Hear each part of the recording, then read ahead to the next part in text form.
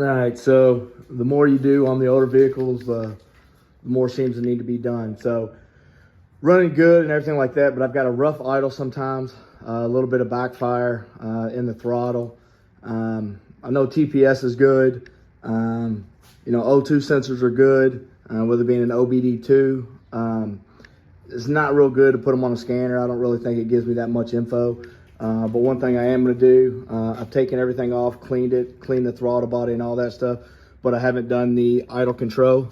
So I'm going to pull that off now, clean that with some throttle body cleaner. It's actually on the back side of the throttle body over here. It's a little canister.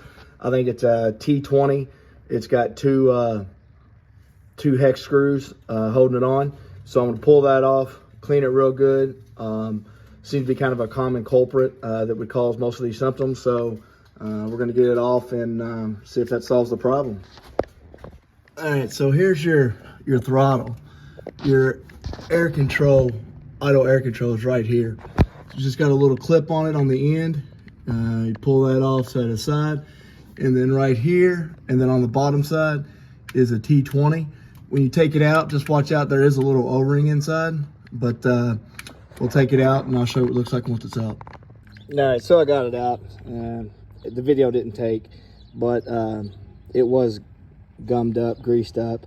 You're not gonna get it perfect, but this tip up here, whatever you wanna call it, was black with grease. There's supposed to be an O-ring that goes on the inside of your throttle. I don't have it, so that could probably be part of the culprit. But what only thing that holds that on is the two T20s. A lot of people use a toothbrush or whatever to clean those up.